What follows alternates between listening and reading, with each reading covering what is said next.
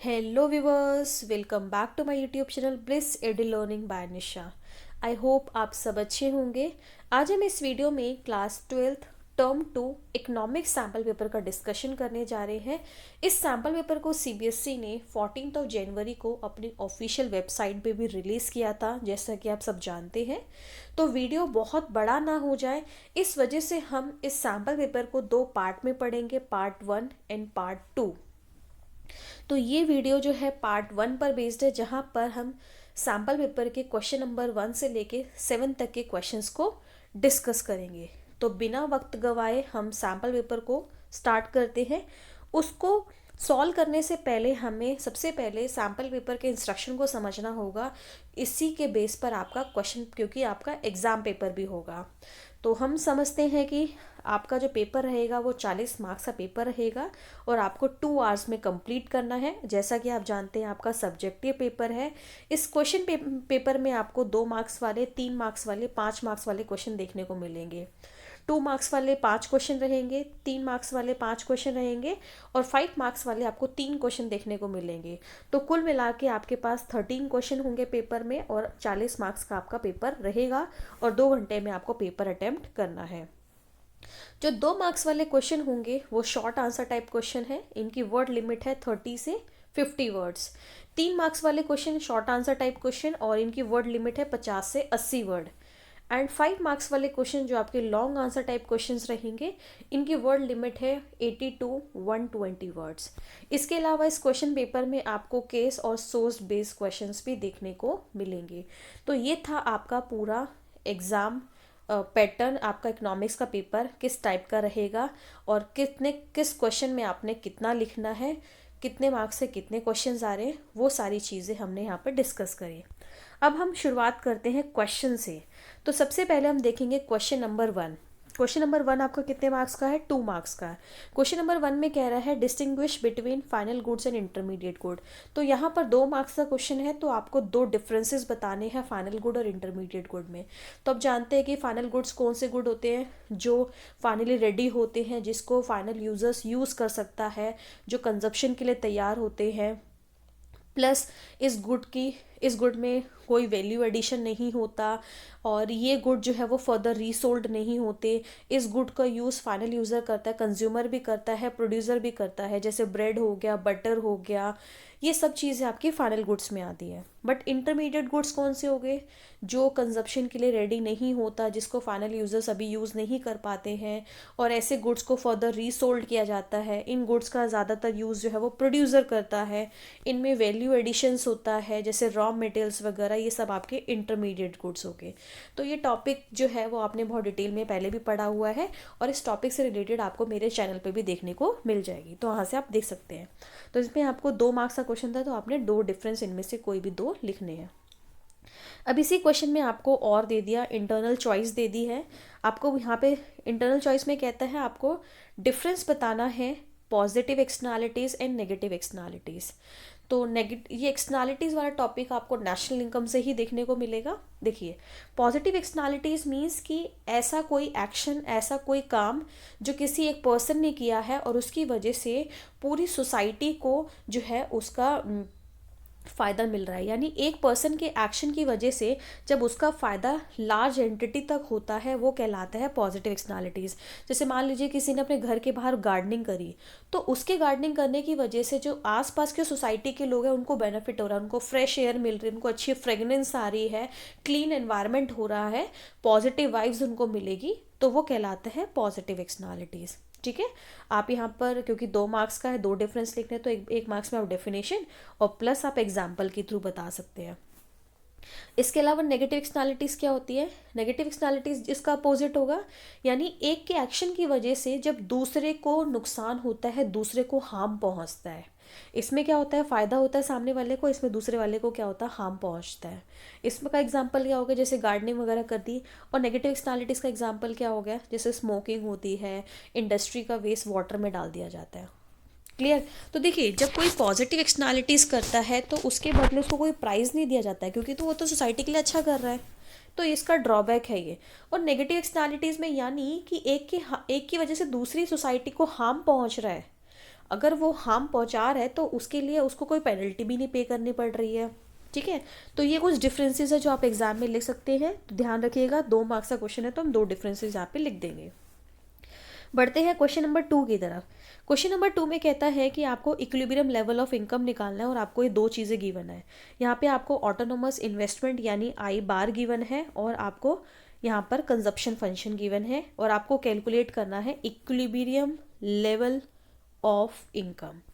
ठीक है, देखिए कैसे निकालेंगे इक्विलिब्रियम लेवल ऑफ इनकम यानी वाई, और आपको हर स्टेप्स लिखना है, हर एक स्टेप लिखना है क्योंकि हर स्टेप्स के मार्क्स हैं यहाँ पे। तो आप जानते हैं जब आपके पास ऑटोनोमस इन्वेस्टमेंट है सी है तो फॉर्मूला हो जाता है सी प्लस आई। क्लियर, ये होता है आपका ऑटोनोमस कंजप्शन, आपके पास ऑलरेडी गिवन है कितना है, इसकी वैल्यू कितनी है यहाँ पे लिख दीजिएगा 100 plus 0.8 Y plus I given है आपके पास कितना 500, यहाँ पर क्या है वाई, तो वाई और वाई एक तरफ चले जाएंगे, ये हो गया 1 वाई और ये है 0.8 वाई, तो ये हो गया 0.2 वाई और ये नंबर्स और नंबर्स आपस में ऐड हो जाएंगे तो 500 प्लस 100 कितना हो गया 600, तो 600 डिवाइडेड बाय 0.2, तो ये आ जाएगा आपका आंसर 3000। ठीक है, तो इक्विलिब्रियम लेवल ऑफ इनकम यहाँ पे आ गया आपका 3000। तो हर स्टेप्स के मार्क्स होते हैं, उसको इग्नोर मत कीजिएगा, हर एक स्टेप्स लिखिएगा। बहुत इजी क्वेश्चन था, 2 मार्क्स मिलेंगे आपको अगर आप इस सारे स्टेप्स को फॉलो करते तो।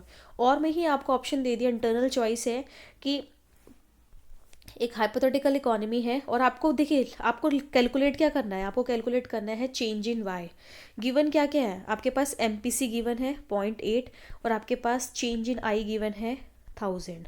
क्लियर, देखिए अब आपको निकालना क्या है, आपको निकालना है चेंज इन वाई। देखिए चेंज इन वाई किस फॉर्मूले में आएगा, M P C is equals to change in C upon change in Y, इस फॉर्मूले में आएगा। तो आपके पास एम पी सी गिवन है लेकिन ना तो आपके पास चेंज इन सी है ना आपके पास चेंज इन वाई है, चेंज इन वाई तो आपको निकालना है, तो ये वाला फॉर्मूला आप अभी नहीं लगा सकते, आपको यहाँ पे लगाना पड़ेगा नेक्स्ट फॉर्मूला। नेक्स्ट फॉर्मूला यहाँ पे क्या रहेगा, नेक्स्ट फॉर्मूला यहाँ पे रहेगा आपका, हम यहाँ पर फॉर्मूला कौन सा लगा देंगे, हम यहाँ पर फॉर्मूला लगा देंगे k is equals to 1/1 minus M P C. हम ये फॉर्मूला लगा सकते हैं, क्यों, क्योंकि हमारे पास एम पी सी की वैल्यू गिवन है, तो हमने यहाँ पे फॉर्मूला रखा k is equals to 1/1 minus M P C और एम पी सी की वैल्यू कितनी है 0.8। तो इस हिसाब से जो k की वैल्यू कितनी आ गई 1 डिवाइडेड बाय 0.2 यानी k की वैल्यू आ गई यहाँ पर 5। क्लियर, अब k यहाँ पर 5 आ गया, जब k की वैल्यू 5 आ गई तो आप जानते हैं k का फॉर्मूला क्या होता है, change in y upon change in i। Clear, k आपके पास कितना है 5, इसकी वैल्यू है मेरे पास, चेंज इन y मुझे निकालना है और चेंज इन i भी मेरे पास गिवन है कितना 1000, तो ये मल्टीप्लाई में चला गया तो आंसर कितना आ गया यहाँ पे 5000। तो बहुत ही इजी न्यूमेरिकल है और आपको यहाँ से इस टॉपिक से जनरली क्वेश्चन देखने को मिलते हैं। तो ठीक है, नेक्स्ट बढ़ते हैं क्वेश्चन नंबर 3 की तरफ। क्वेश्चन नंबर 3 में आपको कहता है कि देखिए जैसे जैसे इनकम बढ़ती है लोग ज़्यादा सेव करने लगते हैं, आपको जस्टिफाई करना है, इस स्टेटमेंट को जस्टिफिकेशन देना है कि क्यों ये बिल्कुल सही बात है। देखिए जब लोगों की इनकम कम होती है तो ऑब्वियसली जब इनकम किसी की ऑलरेडी मान लीजिए 100 रुपये बहुत कम है तो वो अपनी इनकम अगर खर्च भी करेगा कंजप्शन पे, क्योंकि सर्वाइव तो करना है ही, तो बेसिक सर्वाइवल पे भी अगर खर्च कर रहा है तो उसकी इनकम का मेजॉरिटी पार्ट जो है वो कहाँ जा रहा है, खर्च करने में चला जा रहा है। तो ऐसे में उसकी सेविंग क्या होती है, कम होती है। बट जैसे जैसे कोई इंसान ज़्यादा सेव करने लगता है तो आप जानते हैं कि साइकोलॉजिकल नेचर है, जैसे जैसे आप ज़्यादा सेव करने लग जाते हो तो आपकी इनकम का कम पार्ट जो है वो क्या होता है, खर्च होने लग जाता है। तो ऐसे में आपकी सेविंग्स क्या हो जाती है, बढ़ने लग जाती है। जो कीन्स ने साइकोलॉजिकल लॉ ऑफ कंजप्शन दिया था वो यही तो था कि जैसे जैसे इनकम बढ़ती है तो लोग क्या करते हैं, अपनी इनकम का कम प्रपोर्शन खर्च करते हैं और सेविंग ज़्यादा करते ताकि वो फर्दर इन्वेस्ट कर पाए। ठीक है, तो यहाँ पर आपको जस्टिफिकेशन में ये लिखना तो आपको पूरे 2 नंबर यहाँ पे मिल जाएंगे। क्लियर, नेक्स्ट हम बात करते हैं कि ये क्वेश्चन नंबर 4 की। क्वेश्चन नंबर 4 में कहता है कि state and discuss any 2 indicators that help in measuring the health status of a country. अगर एक कंट्री का आपको हेल्थ स्टेटस मेजर करना है तो कौन से 2 इंडिकेटर्स से आप कर सकते हैं। देखिए बहुत सारे इंडिकेटर्स हैं, infant mortality rate, life expectancy, literacy rate, maternal mortality rate, बहुत सारे हैं। तो आपको इनमें से कोई भी 2 इंडिकेटर्स लिखने हैं जो आपको ठीक लगते हैं। तो मान लीजिए मैंने बोला कि इन्फेंट मोर्टालिटी रेट, तो इन्फेंट मोर्टालिटी रेट आप जानते हैं कि कितने नंबर ऑफ़ चिल्ड्रेन जो एज जिनकी 1 साल से कम है और वो अगर मर जाते हैं। तो ऐसे में अगर इन्फेंट मोर्टालिटी रेट कम हो जाए तो हेल्थ अच्छा होगा। दूसरा हो गया लाइफ एक्सपेक्टेंसी, ले लो कि ऑन एन एवरेज लोग कितने टाइम तक जी रहे हैं। तो जितना ज़्यादा लाइफ एक्सपेक्टेंसी होगा उतना ही ज़्यादा हेल्थ स्टेटस क्या होगा, अच्छा होगा। तो यानी आपको कोई भी 2 इंडिकेटर्स लिखना है और उसके बारे में एक्सप्लेन करना है, ठीक है। इसी में क्वेश्चन नंबर 4 में ही और दे रखा है आपको, बोला है कि इस टेबल को ऑब्जर्व करो, ये जो इन्फॉर्मेशन गिवन है, और फिर कंपेयर करो और एनालाइज भी करो। अब हम देखते हैं कि भाई हमें क्या कंपेयर करने को उसने बोला है। Compare and analyse the women. देखो सबसे पहली बात तो उसने बोले विमेन का कंपैरिजन करना है, तो मेल वाले को तो भूल जाओ आप। विमेन वर्कर पॉपुलेशन रेशियो उसने बोला है, क्या देखना है, विमेन वर्कर पॉपुलेशन रेशो। इसका मतलब क्या है, इसका मतलब है कि कितनी पॉपुलेशन में से, जितनी भी पॉपुलेशन है उनमें से कितनी विमेंस जो है वो काम कर रही है, और कहाँ पे, रूरल और अर्बन एरिया में, ठीक है। रूरल और अर्बन एरिया में जितनी भी टोटल पॉपुलेशन है उनमें से कितनी महिलाएं ऐसी है जो रूरल और अर्बन एरिया में काम कर रही हैं। तो मेल का तो देखना ही नहीं, हमें फीमेल्स यानी विमेन की बात करनी है। तो हमें देखो उसने 2 चीज़ बोले, कंपेयर एंड एनालाइज, और कितने मार्क्स का, 2 मार्क्स का, तो 2 पॉइंट्स लिख देंगे। सबसे पहले तो हम देखेंगे, ये देखो क्या है, अगर हम टोटल चेक करें सबसे पहले, तो टोटल देखो 16.5, क्लियर है। तो यानी हम सबसे पहले लिखेंगे टोटल पॉपुलेशन में से 16.5% विमेन है जो वर्किंग है, पहली चीज़। दूसरा हमें एनालिसिस करना है, और एनालिसिस किस में करना है, रूरल और अर्बन एरिया में। तो देखो ये रूरल एरिया का और ये हो गया अर्बन एरिया का। तो आपको दिख रहा होगा कि विमेन जो है रूरल एरिया में 17.5% विमेन काम कर रही है, जबकि अर्बन एरिया में सिर्फ 14.2% काम कर रही है, ठीक है। यानी जितनी भी पॉपुलेशन, जितनी भी विमेन वर्किंग है उनमें से जो रूरल एरिया में है वो ज़्यादा है थोड़ी सी, जबकि अर्बन एरिया में कम है। अब एनालाइज करेंगे भाई ऐसा क्यों है, ऐसा क्यों है कि रूरल एरिया में विमेन ज़्यादा वर्किंग, अर्बन एरिया में कम है, क्यों? क्योंकि रूरल एरिया में जो है पॉवर्टी लेवल जनरली ज़्यादा ही होता है। इस वजह से विमेन जो है वो मजबूर होकर कंपेल्ड होती है, जो कंपेल्ड होती है काम करने के लिए, ठीक है, इन रूरल एरियाज। तो that is the reason, that is why जो है women working population rural area में क्या है, ज़्यादा है, ठीक है। चलिए क्वेश्चन नंबर 5 की तरफ बढ़ते हैं। बहुत इजी क्वेश्चन है, जितने मार्क्स का क्वेश्चन है उसको ध्यान में रखिए, आपको आंसर्स को लिखना है। क्वेश्चन नंबर 5 में कह रहा है, investment in infrastructure contributes to the economic development of a country, justify the given statement with the valid argument.